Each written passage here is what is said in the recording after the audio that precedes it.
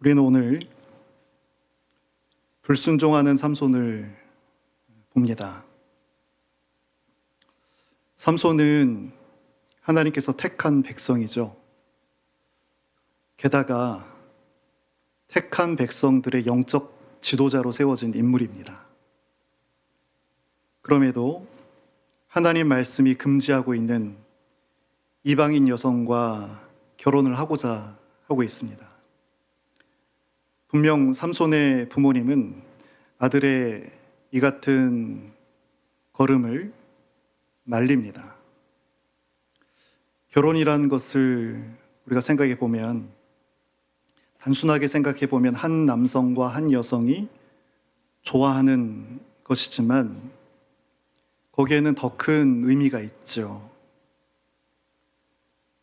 만약에 내가 세속적인 이성을 좋아한다고 한번 생각해 보세요. 이것은 그 남성이나 여성을 사랑한 것이 아니고 사실은 그 상대에게 있는 그 세속성을 사랑한 것은 아닌가 우리가 확인해 볼 수 있어야 합니다. 동시에 우리가 인생에 중요한 일들이 있잖아요. 다 아니 중요한 게 어디 있겠습니까만, 소위 우리 결혼 같은 경우도 일륜지 대사라고 하잖아요. 태어나는 것, 또 가정을 이루는 것, 또 삶을 다하는 것, 이런 거 큰 일이죠. 그런 일들을 보면서 그 인생이 어떤 사람인지를 우리가 짐작해 볼 수가 있습니다. 영적인 것에 가치를 둔 사람은 그 영적인 가치를 가지고 결혼을 하겠죠. 또 장래도 그렇게 할 것이고, 아이가 태어날 때도 그렇게 할 것이고.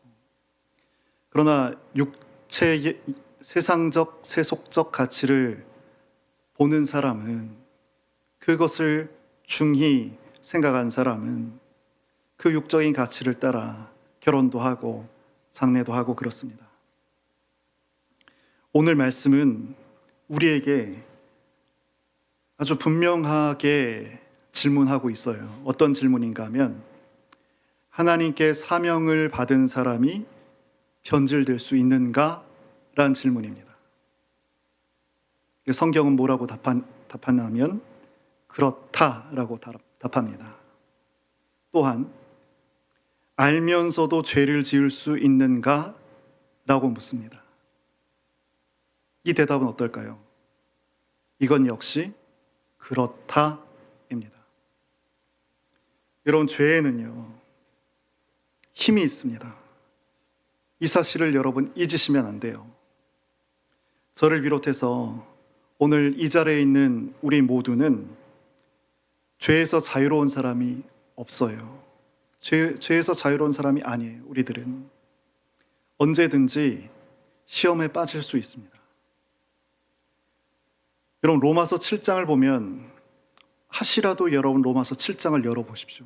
조금 이따 다시 우리가 확인해 볼 텐데 정말 깜짝 놀란 내용이 있잖아요. 여기에 말하는 사람은 사도 바울입니다. 우리가 바울 하면 어때요? 바울은 정말 하나님 앞에 손에 꼽히는 그런 최선의 도구입니다. 그럼에도 불구하고 성경 안에서 바울이 자기의 그 내밀한 내면의 이야기를 그가 고백합니다. 자기 안에서, 자기 속에서 벌어지고 있는 그 갈등을 그대로 적어냅니다. 한번 볼까요? 로마서 7장 15절입니다. 신약성경 로마서 7장 15절, 신약 248페이지 전후가 되겠습니다.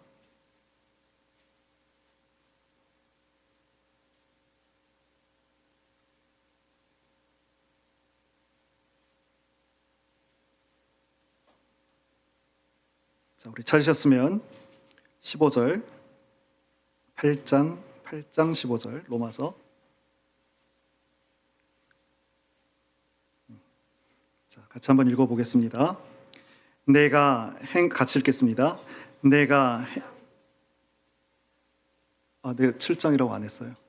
8장이라고, 죄송합니다. 7장. 7장 15절. 자, 읽겠습니다.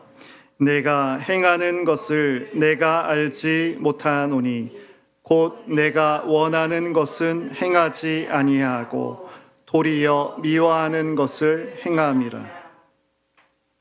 뭐라고 해요? 내 마음에 원하는 것이 있는데 내가 행하는 것을 보면 원하는 그것을 행하는 게 아니고 뭐라고요? 싫어하고 있는 그 죄를 행하고 있다는 거예요. 하나님의 사람인 사도 바울에게도 이러한 이율 배반, 모순이 있다는 거예요. 바울은 지금 자신에 대해서 세상에 이렇게 모순된 인생이 어디 있는가 하면서 고백하는 거죠. 18절인데 18절도 한번 같이 볼까요? 내 속 곧 내 육신에 선한 것이 거하지 아니하는 줄을 아노니 원함은 내게 있으나 선을 행하는 것은 없노라. 자신에 대해서 이렇게 내 삶이 이렇게 모순됩니다. 하나님 앞에서 이렇게 앞과 뒤가 다른 사람입니다. 여러분, 아무리 위대한 하나님의 사람도요, 그 안에 갈등이 있고 문제가 있고 죄가 있는 거예요. 과거에 D.L. 무디 목사님이 이런 말을 했습니다. 여러분, 인격이라는 게 뭔가요? 인격이라는 게 어떤 거예요? 아무도 보는 이 없을 때의 자신의 모습, 이것이 인격입니다. 아무도 보는 이 없을 때 그 자신의 모습, 이것이 인격이라는 거예요. 그렇다면 저와 여러분 어때요?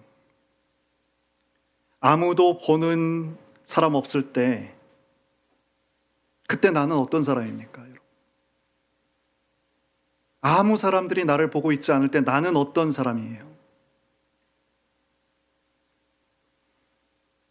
누구든지 하나님 앞에 예배할 때에는 우리의 이 인격을 가지고 하나님 앞에 예배 드려야 합니다. 내 타이틀이나 내 껍데기를 가지고 나와서 예배하면 안 됩니다. 저는 어디를 가도 저의 소개를 참빛교회를 목회하는 원성훈이라고 합니다. 이렇게 말하죠. 어디를 가도 그렇더라고요. 그러나 하나님 앞에 설 때에는 그런 모습은 의미가 없습니다. 저의 인격 본연의 모습이 필요합니다. 하나님 앞에서 목사일까요? 아닙니다. 저도 하나님 앞에서 한 사람의 죄인으로 서는 거예요. 저도 연약한 사람, 연약하죠. 상처받을 수 있고 위로가 필요한 작은 사람입니다. 또 죄를 범했기 때문에 회개가 필요한 그런 죄인으로서 하나님 앞에 서야 됩니다. 은혜가 반드시 필요한 하나님의 자녀로 서야 됩니다. 그래야만 살아나는 체험을 하는 거예요. 그래야만 우리 내면이, 우리의 심령이 회복이 되는 거예요. 그렇지 않으면 아무것도 아니게 됩니다. 다윗에게는 여러 위대함의 요소가 있는데 저는 이 장면에서 다윗을 굉장히 높게 평가합니다.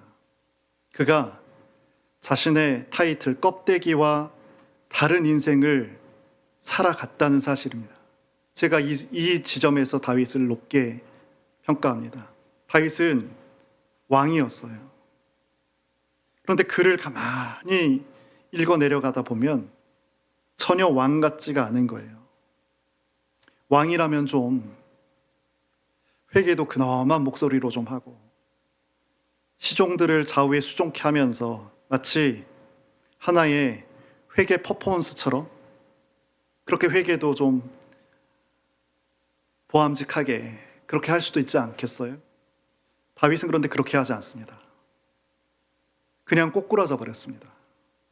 내가 죄인이고 내가 악인이고 나는 정말 연약한 자라고 그렇게 엎드렸어요. 그렇게 꼬꾸라졌습니다. 오늘 우리가 예배하러 하나님 앞에 나왔습니다. 우리는 이 자리에서 단 한 사람도 타이틀을 가지고 있어서는 안 됩니다.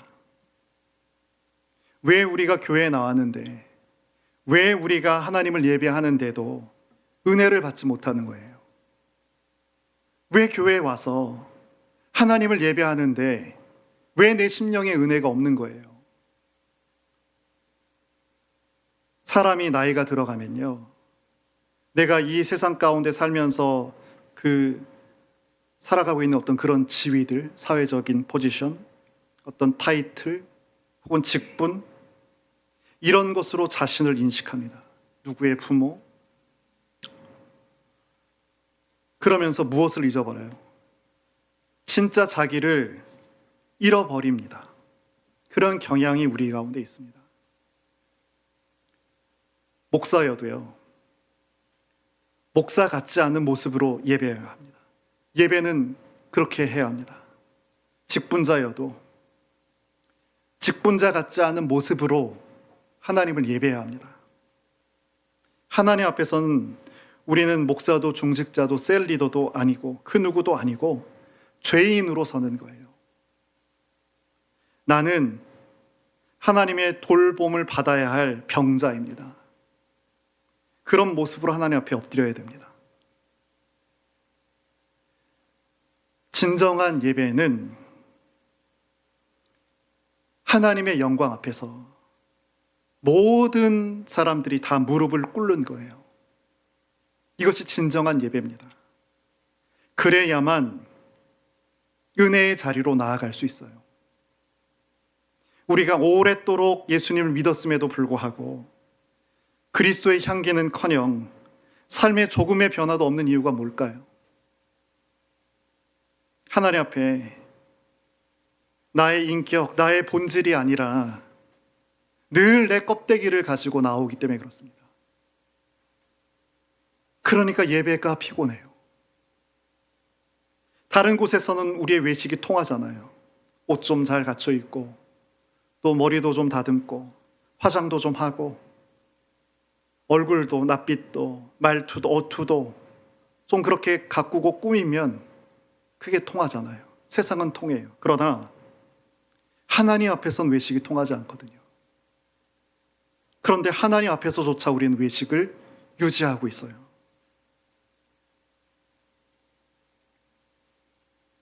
그래서 하나님께서 일하십니다. 그런 우리를 너무나도 잘 아시기 때문에. 하나님께서는 당신께서 사랑하시는 자녀가 불순종할 때 놓아두지 않으십니다. 그럼 오늘 본문으로 돌아가셔서 14장 5절을 보시면, 사사기 14장 5절을 보시면, 삼손이 그의 부모와 함께 딥나에 내려가 딥나의 포도원에 이른즉 젊은 사자가 그를 보고 소리 지르는지라. 부모와 함께 이방 여인을 선보러 가는 거예요. 이때 뭐가 나타나요? 갑자기 사자가 나타나요. 아니, 포도원에 사는 사자가 있나요? 정말 낯선 일이고요. 있을 수 없는 일이 지금 벌어진 거예요. 이게 뭐예요? 이게 어떤 거죠? 하나님의 경고입니다. 하나님께서 사랑하는 자에게 경고하세요. 말씀으로도 경고하시고, 어떤 때는 환경으로도 경고하시고, 어떤 때는 사람을 통해서도 경고하십니다. 우리의 삶에, 신자의 삶에 뛰어드는 사자가 있어요. 그냥 정상적으로 살아가고 있는데 갑자기 이상한 일이 벌어진 거죠. 이것은 하나님의 경고입니다. 이때 우리가 해야 할 일이 있습니다. 우리가 해야 할 일이 어떤 걸까요? 묵상하는 겁니다. 묵상하는 거예요. 그런데 아쉽게도 삼손도 지금 묵상하는 이 묵상해야만 자리에서 삼손은 어떤 반응을 했는지 우리가 좀 봐야겠습니다. 6절을 보시면 사자가 나타났죠. 이때 그의 흩어지고 메마른 그 심령에 하나님의 영이 강하게 임하셨습니다. 그런데 그가 뭘 하냐면 그가 손에 아무것도 없이 나타난 사자를 염소 새끼 찢는 것 같이 찢습니다. 그런데 그 일을 부모에게 알리지 않습니다. 갑자기 하나님의 경고를 받고 있는데 묵상했던 말, 어떤 여지, 그 비슷한 것도 멈춰 생각해 본다든 이게 무엇이? 이게 어떤 의미지? 이런 모습은 전혀 보이지 않고 어떻게 해요? 7절에 보니까 그가 내려가서 그 여자와 말하니 그 여자가 삼손의 눈에 들었더라. 이런 사건 경고에 대해서 주변에 부모이지만 하나님을 먼저 섬겼던 나의 부모님에게도 의논하지 않고 묻지도 않고 삼손의 관심 오직 여자뿐이었습니다. 여자만 쫓아다니고 아무것도 하지 않아요. 묵상해야 하는데 아무것도 하지 않아요. 그냥 사자 나타나니까 본능적으로 염소 찢어 죽이는 것처럼 그렇게 찢어 죽이고 그 이상의 생각, 묵상이 삼손에게는 없는 거예요. 이런 묵상이 메디테이션이잖아요. 그 어원이 메데리라는 라틴어입니다. 이게 치료하다, 돌보다, 고치다예요. 그럼 약 메디슨하고 같은 거잖아요. 왜 고치는 것, 묵상하고 고친다, 약하고 같은 어원을 쓰냐면 고대가 무식하지 않은 것 같아요. 어쩌면 어떤 면에서는 우리보다 더 현명했던 것 같아요. 몸의 치료와 마음의 치료를 분리하지 않고 이해했습니다. 고대에는 깊은 성찰을 통해서 이 사람을 치유한다는 그 개념을 갖고 있었기 때문에 마음의 치료, 육의 치료를 같이 메데리라는 것으로 같이 원을 갖고 있다는 거예요. 생각을 해보세요. 속이 너무 안 좋아서 병원에 찾아가서 위장에 도움이 된 약을 처방을 받았습니다. 근데 그 약을 내가 손으로만 꽉 쥐고 있으면 어떻게 될까요? 아무리 좋은 약도 어떤 효력도 나타나지 않아요. 약은 반드시 섭취해야 되죠. 그래야만 내 안에서 약효가 발휘됩니다. 하나님께서 뭐라고요? 우리에게 말씀도 주시고 어떤 사건도 주시고 어떤 환경도 우리에게 주세요. 네, 말씀이, 환경이, 사건이, 어떤 관계가 내 안에 들어가서 녹고 흡수가 돼야지만 그 힘을 발휘할 수가 있는 거예요. 그것이 바로 묵상의 능력입니다. 하나님 말씀 들었다고 되는 게 아니에요. 듣고 나서 반드시 묵상이 있어야 합니다. 여러분, 우리 삶에 시험도 있고 환난도 있고 고난이 있잖아요. 이런 고난이 있다고 해서 다 변화됐나요? 이런 고난 가운데 있다고 여러분 인생과 믿음이 변화되셨나요? 아니에요. 고난을 맞이할 때 묵상이 있어야 합니다. 그 의미가 무언지를 잡아내야 됩니다. 내 안에서 녹아지는 묵상이 있어야 합니다. 그래야지만 우리 가운데 역사가 있는 거예요. 갈렙이 그의 나이 40에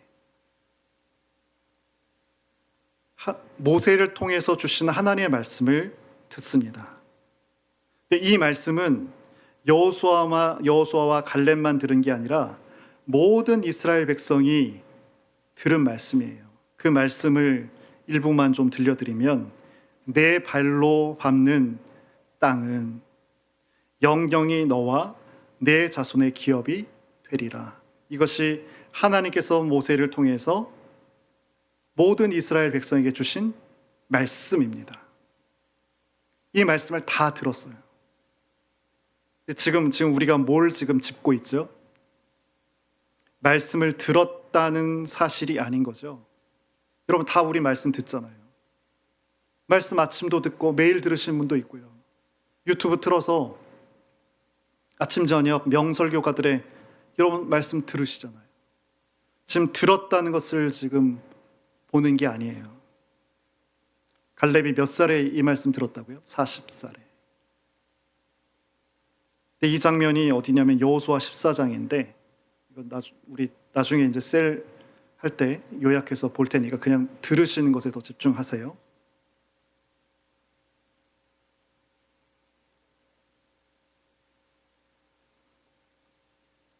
지금 40살에 그 말씀을 들었는데 지금 이후로 45년이 지난 때예요.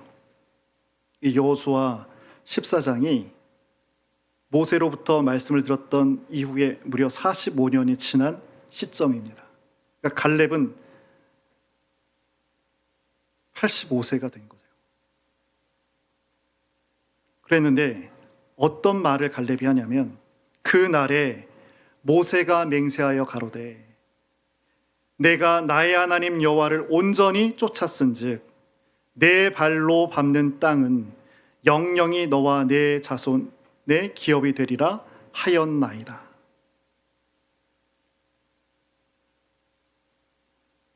갈렙은요 말씀을 들은 것뿐만 아니고 묵상을 한 거예요. 일주일 묵상하는 것도 참 기특하고 그런 칭찬받아 마땅할 텐데 갈렙은 지금 나이가 85세인데 여전히 그 들은 말씀 묵상하고 있는 거예요. 45년 동안 묵상을 했고 삶에서 묵상한 말씀이 튀어나와요. 그가 이렇게 말합니다.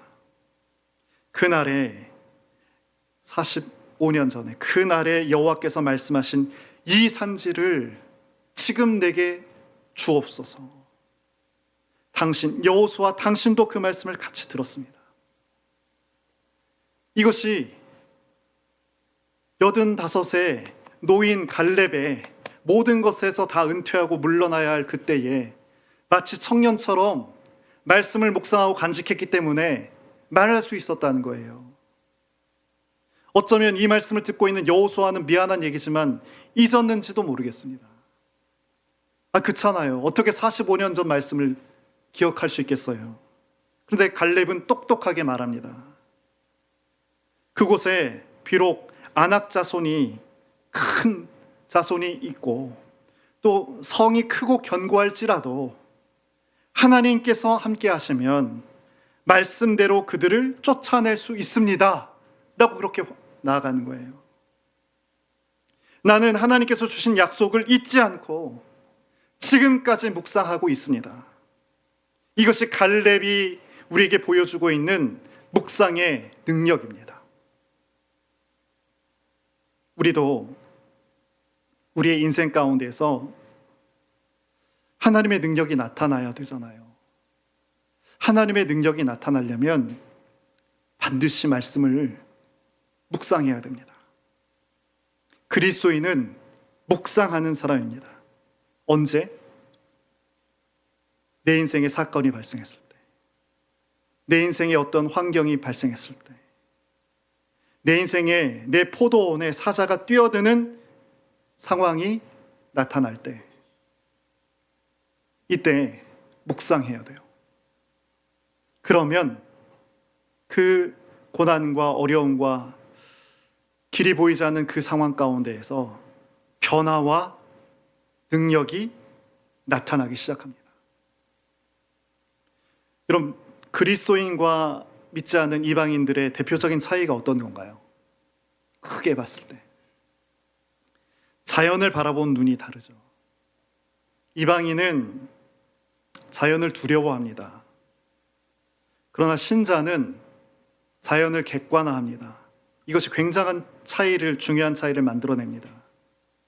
여러분, 자연을 두려워하면 어떻게 돼요? 결국엔 자연을 섬기죠. 좋아서 섬기는 게 아니라 두려워서 섬기는 거예요. 많이 달라요. 큰 바위도 섬기고 큰 나무도 섬겨요. 별을 보면서 묵상이 없죠. 생각이 없죠. 그냥 별을 통해서 자신의 운명만을 판단합니다. 어떻게 될까? 여러분 주변을 보세요. 아직까지도 이삿 날을 구분하잖아요. 결혼의 날도 구분하잖아요. 여기에 더 열심히 있는 분들은 어때요? 매일 부지런히 운세 확인을 하면서 하루를 시작하고 있습니다.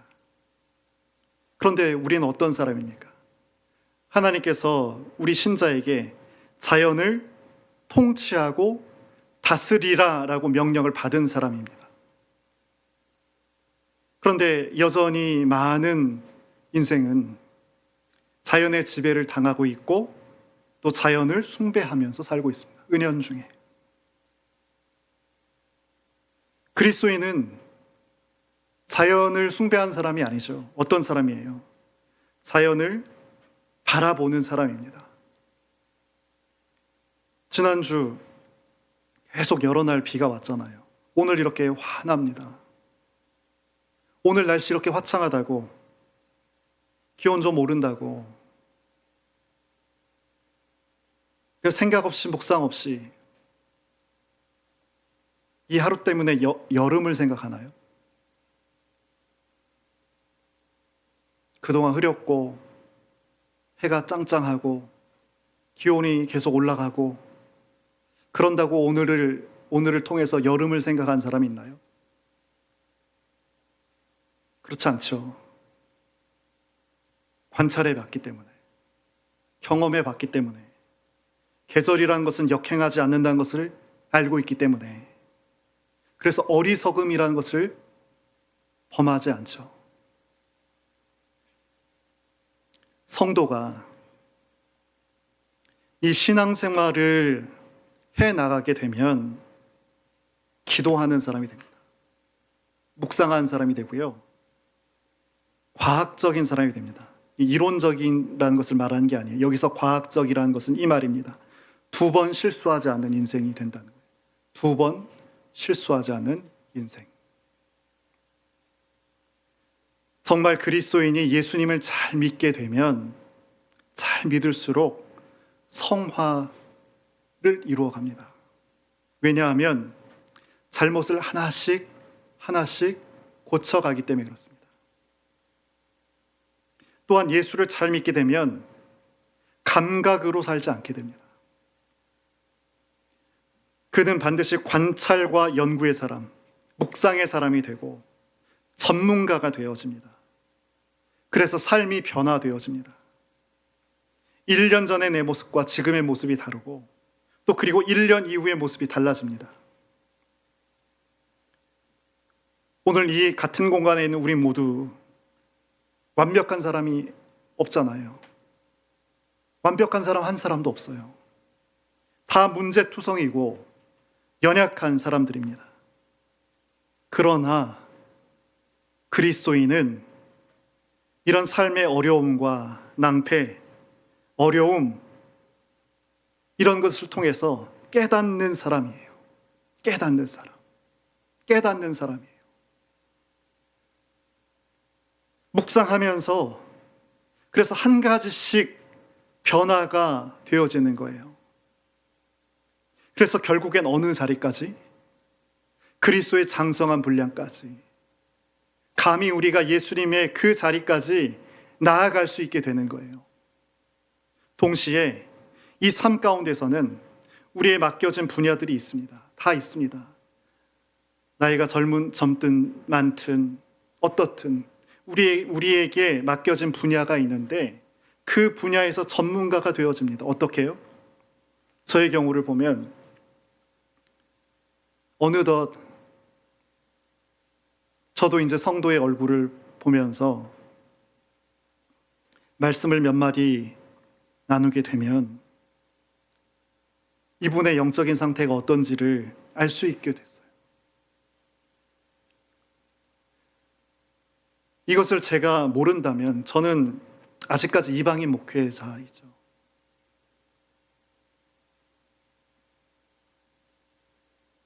삼손이 포도원에서 사자를 만났습니다.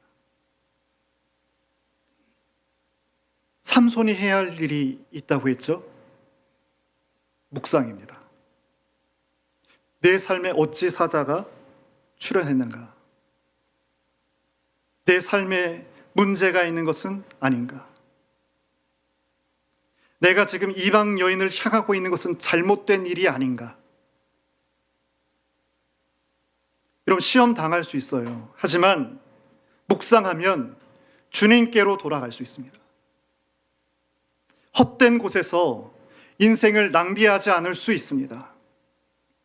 그리고 가장 중요한 것에 내 인생을 집중할 수 있게 됩니다. 인생 가운데 사자가 뛰쳐나오면 반드시 묵상하셔야 됩니다. 하나님께서 우리에게 고난을 주신 이유는 이 고난을 통해서 너는 엎드리라는 거예요. 아픔을 통해서 깊어지라는 거예요.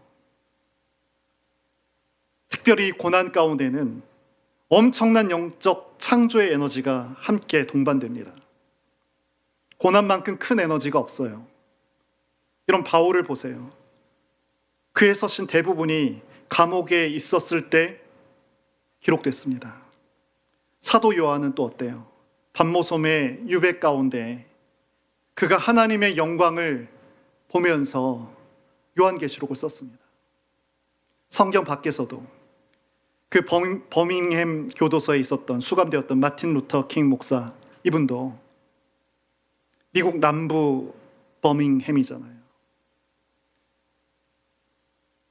읽어보셨는지 모르겠는데 버밍햄 교도소에서 쓴 편지라는 이 편지가 굉장히 큰 울림과 역할을 했잖아요.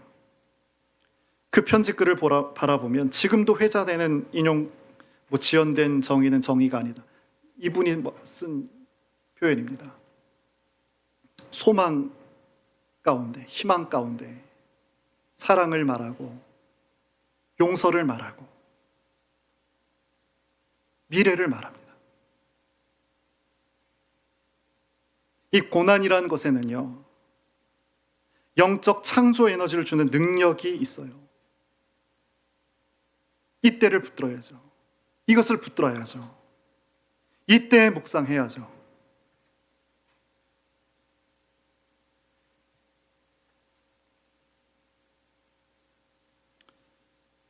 우리가 껍데기는 다 그리스도인 아니겠어요? 그 껍데기를 벗겨서 우리 내면을 바라보니까 어때요? 나를 위한 성공, 나를 위한 돈, 나를 위한 복, 이 생각에 작용 없이, 묵상 없이 그걸 추구하면서 살아가고 있어요. 정신을 차리지 않으면서 살고요. 세상에 취해서 그냥 살아가고 있어요. 이렇게 살아갈 때 그가 하나님의 사람이 분명하다면 그 삶에 하나님께서는 사자를 보내십니다. 무엇을 위해서? 우리로 하여금 각성케 하기 위해서, 우리로 하여금 묵상케 하기 위해서. 우리는 반드시 이러한 때에 묵상의 첫걸음을 띄어야 합니다. 오늘 우리가 좀 궁금한 것은 삼손이 불순종했잖아요. 그런데도 불순종했다고 하나님께서 그에게 주셨던 능력이 하루아침에 사라지지 않고 있는 것을 우리가 보게 됩니다. 불순종하고 있는데 사자를 찢어 죽일 만큼의 힘이 있어요. 여전히 있어요. 그럼 뭐가 문제인가를 봐야겠죠. 그럼 뭐가 문제일까요? 힘에 대한 방향이 없는 것, 이게 문제라는 것을 우리가 볼 수 있어야 됩니다. 성경 전체를 놓고 봤을 때 삼손만큼 하나님으로부터 큰 능력을 받은 사람이 없거든요. 근데 삼손이 한평생 살면서 누구도 받지 못했던 능력을 소유함에도 그가 했던 일은 딱 두 가지밖에 없습니다. 하나는 여자 쫓아다니는 일, 하나는 화풀이하는 일. 이 두 가지밖에 하지 않으며 살았습니다.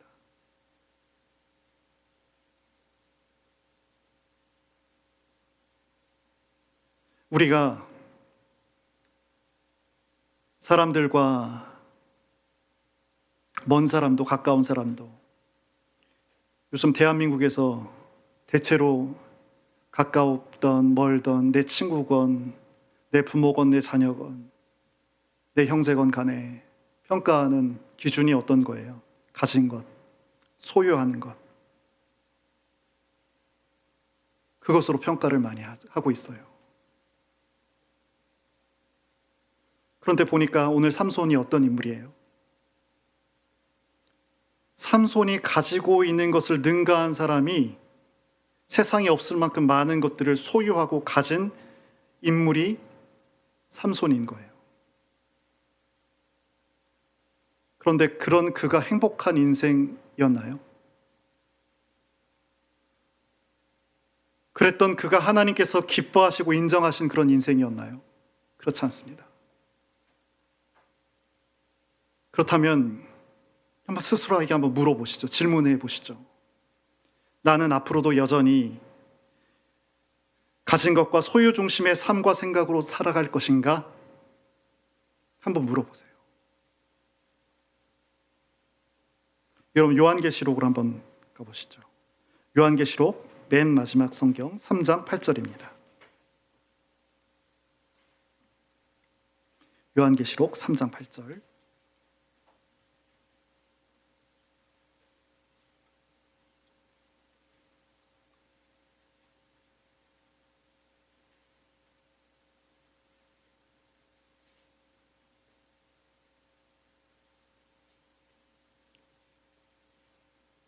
찾으셨죠?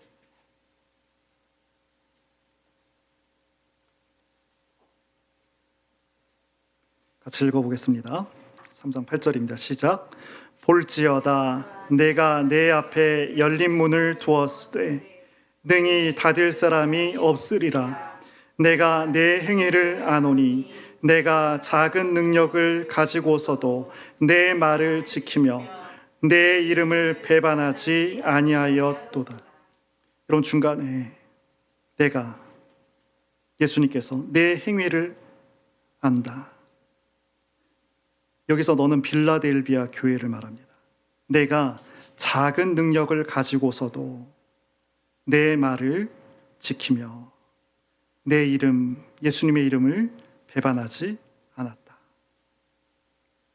예수님께서 작은 교회 공동체인 빌라델비아에게 주신 말씀입니다. 왜 이 말씀을 지금 봐요? 조금 전에 우리가 물었잖아요.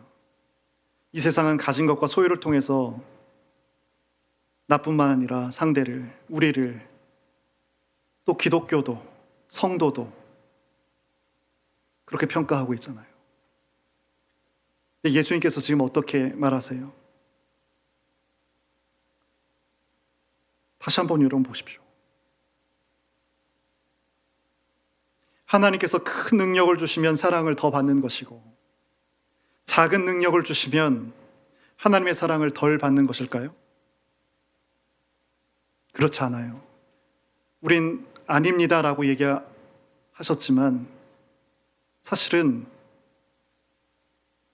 동의하지 않는 세상을 우리가 살고 있거든요. 그런데 이 작은 능력을 받은 빌라델비 교회를 향해서 예수님께서 어떻게 말씀하세요? 그 평가가 끝에 내 이름을 배반하지 않았다. 내 말을 지켰다. 그런데 앞부분을 보세요. 8장 앞부분을 보세요. 그런 빌라델비아 교회에게 예수님께서 뭐라 하시냐면 내가 내 앞에 열린 문을 둔다. 게다가 그 열린 문을 능히 닫을 사람이 없을 것이다. 여러분, 이거보다 더 큰 인정과 사랑이 있을 수 있을까요? 보장이 있을까요? 작은 빌라델비아 교회는 한마디로 말하면 예수님의 기쁨이었고 예수님의 자랑이었던 거예요. 정신없이 살고 있는 우리 인생을 한번 살펴봤으면 좋겠습니다. 그리고 확인했으면 좋겠습니다.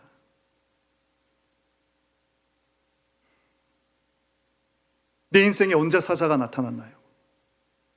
먼 과거였나요? 어제였나요? 아니면 지금 이 순간인가요? 여러분, 시간은 별로 중요하지 않습니다. 묵상할 수 있다면 아무런 관계가 없습니다. 하나님, 내 인생의 궤도가 바뀌기를 원합니다. 이것은 아닙니다. 껍데기로 사는 나를 버리고 진실하게 하나님 앞에 서기를 원합니다. 이렇게 기도하고 묵상할 수 있으면 좋겠습니다. 우리에게 기도가 있게 되면 삶의 집중이 일어나고 힘의 집중이 일어납니다. 기도하는 백성은 방향이 흐트러지지 않습니다. 게다가 하나님의 능력을 더불어 받은 분이라면 더 올바른 방향을 구하셔야 됩니다. 그러면 놀라운 주의 일을 감당할 수 있게 됩니다. 만일 현재가 고난의 때라면 더 묵상하셔야 합니다. 지금이 바로 기도해야 할 때입니다. 이렇게 마무리하겠습니다. 우리 참빛의 모든 권속들, 사랑하는 모든 지체분들, 현재, 과거, 또 내일 우리의 삶이 어떤 지경을 맞이하게 되더라도 한 가지, 하나님의 뜻의 역사가 내 삶에 이어지며 나타날 수 있게 해달라고 그렇게 기도하고 묵상하며 그 시작을 함께 걸어가는 하나님, 그런 참빛이 되게 하옵소서. 그렇게 우리 잠시만 같이